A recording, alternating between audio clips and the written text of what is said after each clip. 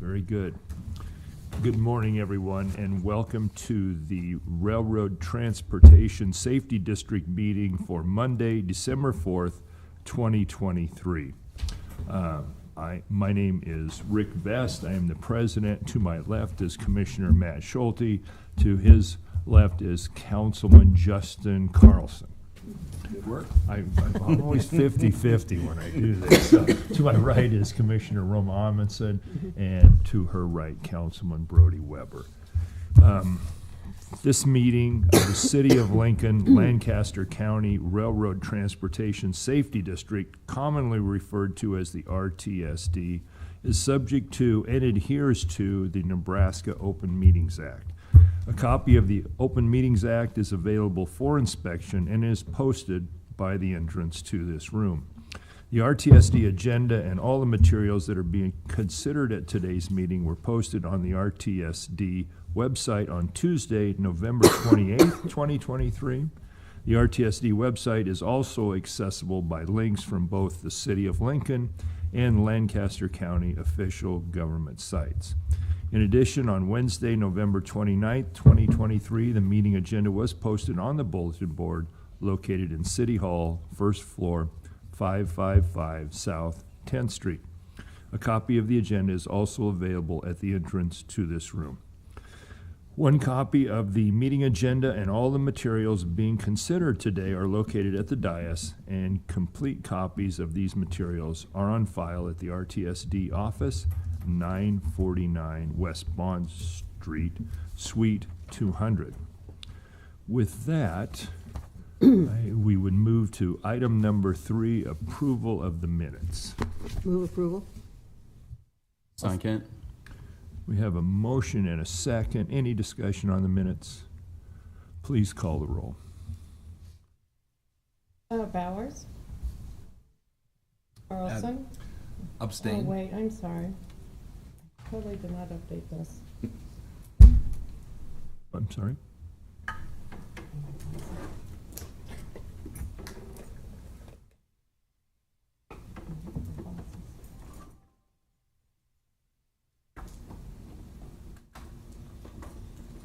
Sorry, guys.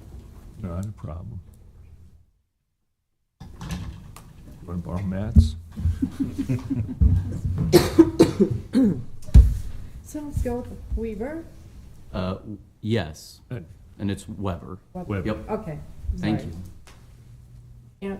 Yes. Amundsen. Yes. Beth. Yes. Schulte. Yes. Carlson. Abstain. So motion carries 4 yes, 1 abstention. Moving on to item number 4, report of statement of financial activity. Kevin.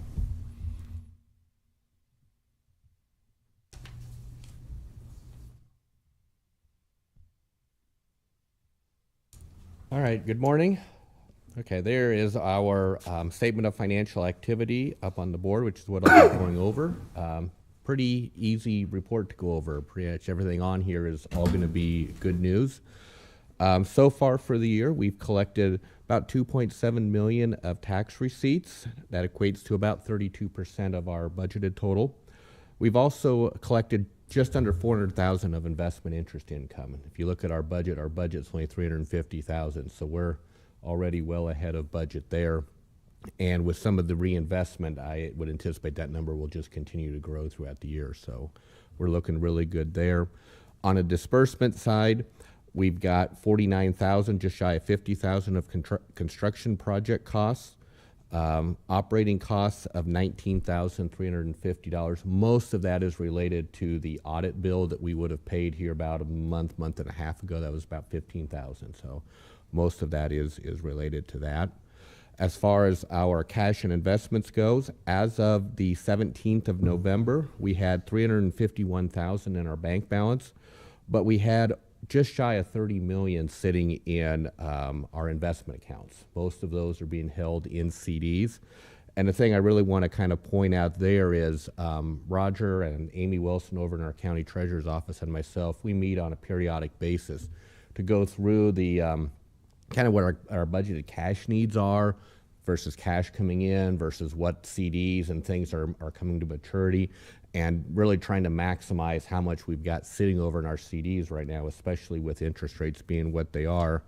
And in the last 3 months, we reinvested just shy of $6 million in CDs, and we went from interest rates of like 3.63% to 5.5%. There's just countless examples of the changes in interest rates we're getting, and so that really explains the interest income being where it's at and ahead of a budget there. So with that, that's my report. Anybody have any questions? Yeah, I would reaffirm, and I do this every meeting, so those who are here will know what I'm going to say, but we do have I would consider it a very large amount of cash on hand for a small department with limited operating costs. But as we will hear more later in the meeting, we have a massive project in front of us, 33rd and Cornhusker, and it's uncertain. Some of the other funding sources are somewhat unclear how much we can count on them. So Roger's advised us, and we have taken the step to accumulate a vast amount of cash in advance, knowing that once that starts, it's going to go out very quickly. So, and that's absolutely correct. And Roger and our county treasurer do a fantastic job of taking those funds that right now we're basically building up for those projects or that project, and making sure we're getting the largest bang for our buck as far as return on that investment in interest income. So kudos to our county treasurer and Roger for that. Any other questions, folks? Thank you, Kevin. With that, we would take a motion to approve. Move that we approve this. Second. We have a motion by Edmondson, second by Carlson, to approve the report of financial activity. Please call the roll. Edmondson, Yes. Schulte, Yep. Best, Yes. Weber, Yes. and Carlson. Yes. Motion carries 5-0. Moving on to item number 5, report regarding current budget status. Roger. Okay, good morning. Thank you for being here. Budget is also in pretty good shape. Got up the single line budget. As Kevin indicated, biggest expenditure really is the accounting and audit services, and that work is all done right early in the beginning of the year in those first 3 months. So we've paid that out. Everything else is right on track. I don't have any concerns that we have any budget issues, with one exception. Under insurance, we have budgeted $8,000. I've received quotes for continuing the political or the public officials liability, errors and omissions, and the premiums have gone up significantly on those. And I've asked, Unico is kind of our local agent that goes out and gets quotes for us, and I've asked them to look and go back to the current agent and figure out if that's the best quote that we can get. So those payment on that is due here this month, but insurance may go up, and over the course of the whole year we might end up being over the $8,000 when we're done, but we'll see what we can do for that. Been limited expenditures in railroad crossings. We haven't spent any money. I would say that the railroad did an emergency repair out on West South Street, just west of Highway 77. They're near Coddington. They put in a new crossing out there and asked the city to help with the barricading costs. The railroad paid for all of the crossing improvements. And the city may be coming back to us in March asking for a reimbursement of that barricading cost. That's really the only activity there. And $9,000 worth of expenditures. We've continued on the Southeast Quiet Zone discussion. I'll talk more about that in an update. And the other expenditure, really only other expenditure in capital, is just a little under $41,000 as Olson has continued to work on the environmental document, and Chris will give you an update of where that is. So Feel good, no concerns at this point about the budget, and I'd answer any questions you might have. On this section, the construction projects, there's lots of projects that just have zeros. Are those past projects or are those potential future projects? South Beltway is passed. Typically, Matt, a couple times we carry those on for a year or two and then we'll drop them off. The Salt Creek Levee is still a potential project out there. The Southwest Lincoln feasibility study could continue. Hastings sub-relocation could. OPPD in Pine Lake near 70th Street is another project. The Jamaica Trail connection, the same, could be a project. West Woodstruck, ongoing conversations with Lancaster County and the railroad and NDOT about some improvements out there. And then Northwest 48th Street underpass, we did pay, so that's a past project, but it could come back. A couple years ago, basically, we approved a CIP, or the board approved a CIP, that 33rd and Cornhusker was the primary project and would be the priority. And as such, we are really building a cash balance and not showing expenditures proposed for those other projects till we have a better certainty on 33rd and Cornhusker. I'll do some cleanup on those for the next meeting for those that are done and should come off as well. Well, you can see a couple of those. We've had expenditures, and then we've gone to zeros. And like the Hickman Quiet Zone, Roger, that's something we have to recertify every so often. Yes, yes, and that was the cost to do Hickman. You'll have an expenditure for Waverly, did their recertification this year. I've not, the board previously approved reimbursing Waverly for that in the last meeting, but I haven't received that invoice yet. And that's not an annual process, correct? No, it's about every 4.5 to 5 years. Okay, yeah. Quiet zone. Which I'm fine with. Obviously, I understand the going back, but when I see a bunch of zeros on several of these lines, I just Okay. don't know. So cleaning some of those up might be a good idea. Some of us that look at that all the time forget that others that's wondering why. So do a better job of cleaning some of that up, Matt. Appreciate the question. Roger, the line item for commissions, is that investment expense? Is that the?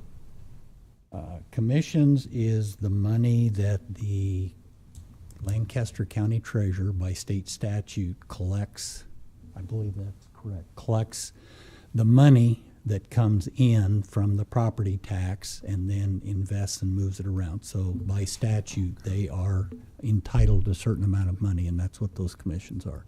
Thank you. Any other questions, folks? Roger, do we need to approve this, or is No, this, we this was just a receive it? report and an update. All right, thank you very much. We will move on to item number 6, where all this excitement begins. Report of project and crossing updates. 33rd and Cornhusker, our friend Chris is here. Chris Humphreys here to give us an update on that. I feel like I should skip up here today. I have good news for you. Oh. Good morning. I'm Chris Humphrey. I am the project manager for the RTSD on the 33rd and Cornhusker project. So since we've last met, we continued with our coordination efforts with the Dead Man's Run project. But the big news is that last week, a draft EA was submitted to the Nebraska Department of Transportation for official review that in its totality. It was also submitted to the RTSD, so they will be taking the month of December to review that document. And then our plan is to have that submitted to Federal Highway Administration by the end of the year. So that's big news. That sets off a series of reviews, responses. If everything stays on schedule, then we'll be able to have the public hearing next summer. And then with the public hearing next summer, we would be able to have a decision document we're anticipating about this time next year. Which then kicks off, gets us into the next phase of the project, which would be the final design, then right away, then construction. So it's all falling into place, so that's good news. We're also anticipating that the notice of funding opportunity for the railroad crossing elimination grant would be coming out any day. We're expecting it here in December. We intend to submit for that grant again as well, like we did last year. And with that, I'm willing to take any questions that you may have. Good news. Yes, it's very good news. It's been a long time coming, and I'm really hopeful that all of the efforts and the coordination that we've had over the past years and the reviews that we've had of individual sections will speed up the review in this official review time period. It's always incredible to know how much time is involved in this.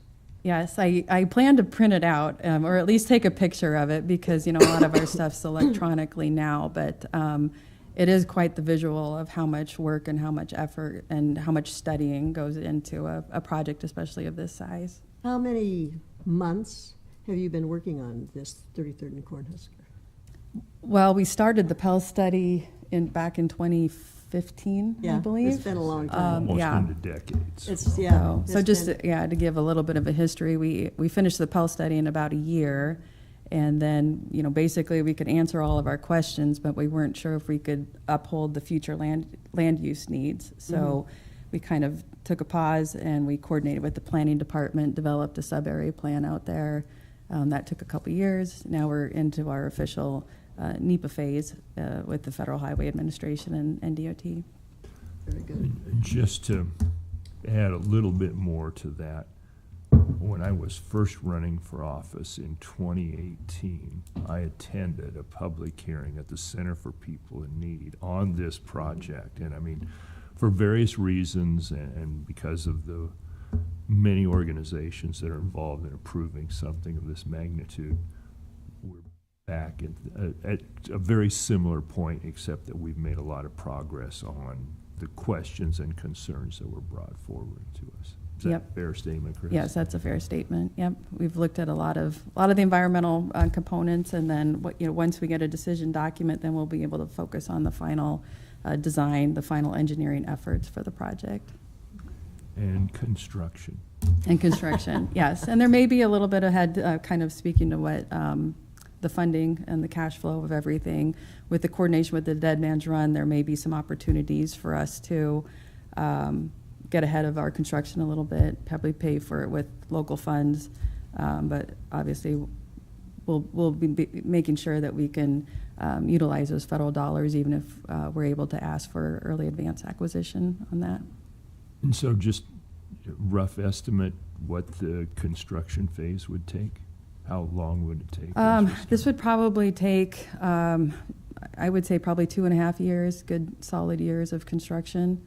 There's a lot going on in North Lincoln there, and that we're coordinating with other projects in the area as well, making sure that traffic's able to flow.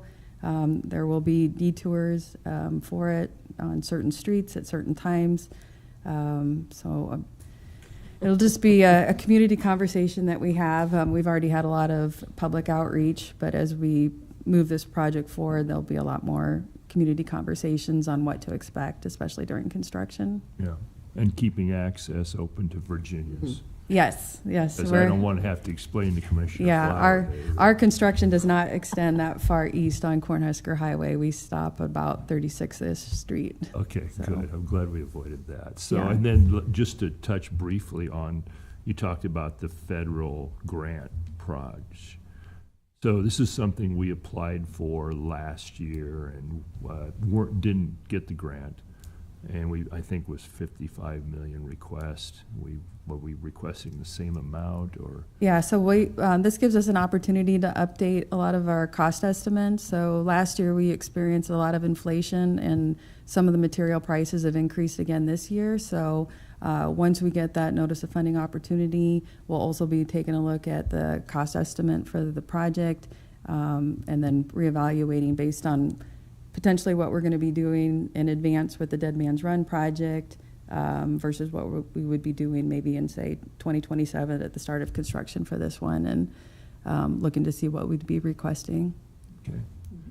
And so if we're successful, you're saying as soon as we see the notice, we'll apply and pursue that again. And if we get that changes all the conversations about funding.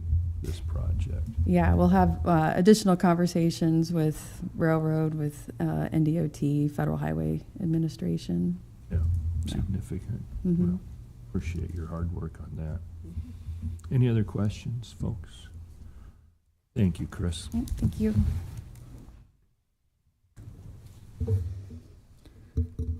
Quick update on Southeast Lincoln Quiet Zone. At the last board meeting had indicated that our consultant, FHU, had completed their preliminary report with an estimate of the equipment and cost to create a quiet zone along that corridor. That information was sent to the stakeholders and primarily the railroads. At that point in time, BNSF had indicated that they wanted more study and more work done as it relates to the coordination and preemption between the railroad gates and light signals and the city's traffic signals along that corridor.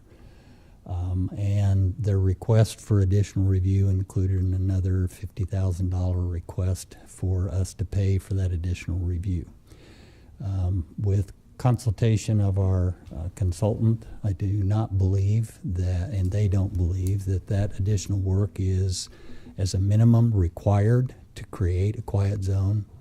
So their requests and a number of questions have been produced, and that packet has been sent to FRA, Federal Rail Administration, area representative, asking them to weigh in on whether or not that study has to be done to continue or not.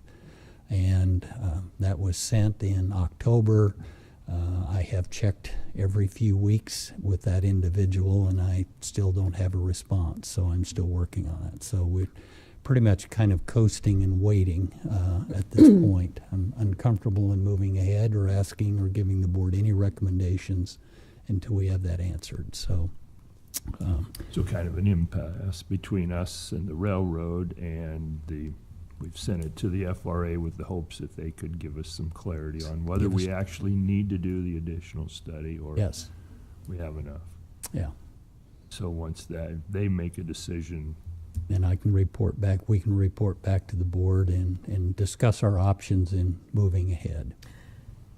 I do have a question. We've been talking about this for a long time. And can you just maybe for the entire board review when this process began or when the conversation began and perhaps how much money has been expended in this? Okay.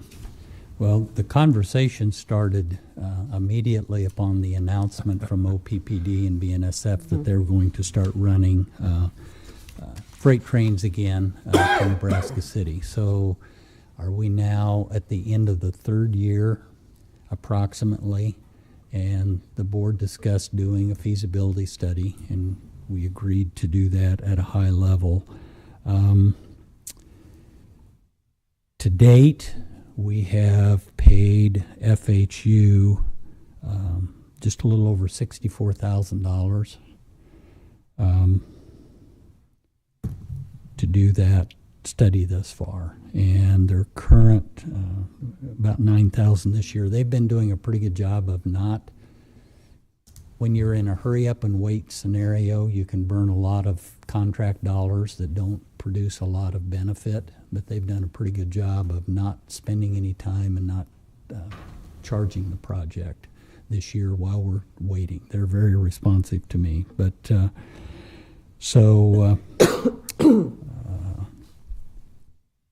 actually, let me restate.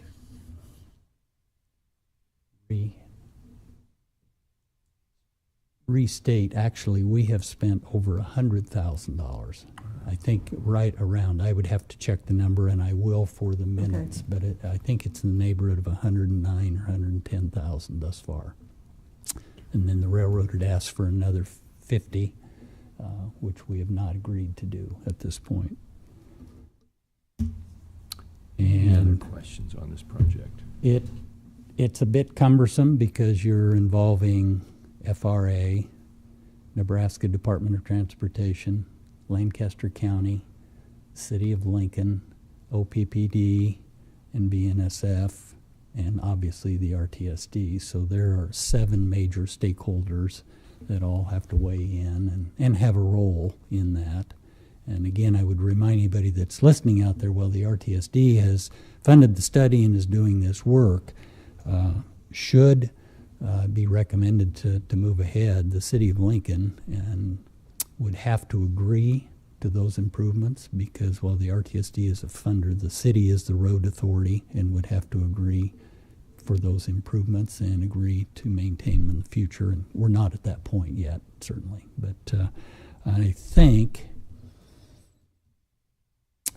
Lancaster County perhaps is now not a major stakeholder because 70th Street crossing was in the county, but the north side of 70th Street has now been annexed by the city, and I think that's all city crossing. But I'd like to keep them in the loop as well. It's referred to as the Southeast Lincoln Quiet, but it really is South Lincoln, right? Because it kind of goes all the way across the southern edge of Lincoln. Yes, it correct? starts at Calvert Street, Yeah.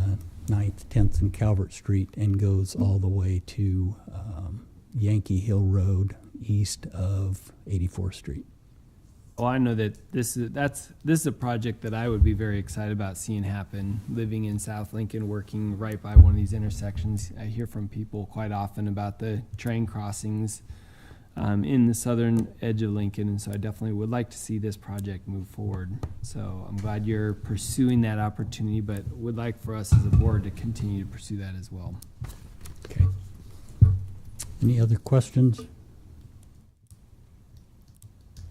Okay, and then Roger, miscellaneous, other railroad work. Just a couple of quick things. I'd already mentioned that BNSF had went in and put in new crossings at 70th Street, just south of Cornhusker, and out on West South Street. There have been some intermittent delays at 56th and Cornhusker with gates and lights, if you'll recall, or there was an automobile accident that hit the electronic cabinet that belongs to OPPD in the southwest corner of that intersection. It's been damaged and had not been fully repaired since late summer, early fall. That work happened last week. So there was a period of time in there where the railroad gates and lights were not coming down and were not operating. The railroad was flagging. Each time a train would come through, they'd stop at the intersection, get flaggers out, stop traffic in all 4 directions. We had several inquiries for people that couldn't necessarily see the flaggers but didn't think the gates and lights were down. I believe that work has been done now, so can get back to normal operation for that. It seems that BNSF continues to do more crossing repair and replacement on their own without asking for financial support from the city, so that's a good thing. Yeah. And It's one of those things you don't notice until they're not doing it. You know, when the crossings are smooth and you drive over, you don't think that's about true. The work of the potential of removing the Union Pacific spur track crossings on Northwest 12th Street. The city and the railroad are in the final stages of an agreement to remove those 2 spur tracks.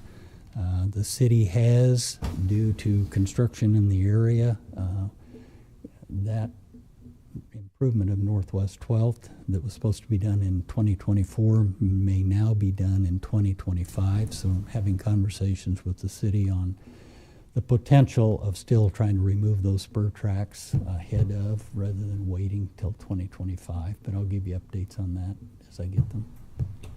Okay, How far north is that? I'm just trying to picture that. What's that? by the airport. By the airport. Okay. Yes, just north the of airport. where you turn to go over the railroad tracks down into the airport, just on north of there, about a quarter mile. There's Okay. 2 sets of spur tracks there that come in. So, and I'd answer any questions about anything else you might have. Item number 7, report of other matters. I don't have anything else to report at this time. Communication and correspondence, Roger. Just the emails that come in, we respond to those, and I try to make sure that keep the county and the city included in those responses, and I've been saving those communications. I usually try to make sure that the RTSD president is CC'd on those responses going back out, so he's aware as well. And let's just be clear, Roger, we get constituents reaching out with questions, just like the 56th and Nebraska Highway crossing there. And Roger does a very thorough and very factual explanation back to those folks, so they know what we know, and appreciate your efforts there. Okay. Number 9, is there anyone here wishing to make a public comment? I see none. We will adjourn. I think I can just adjourn us. Mary, is that right? Okay, well, let's I do move it that that we way. adjourn. I will second. We have a motion by Edmondson, second by Carlson to adjourn. Please call the roll. Okay, Vest, Yes. Weber, Yes. Schulte, Yep. Carlson, Yes. Edmondson. Yes. Motion carries 5-0. We are adjourned. Thank you, everyone, for Thank you, everybody. Have a Merry Christmas.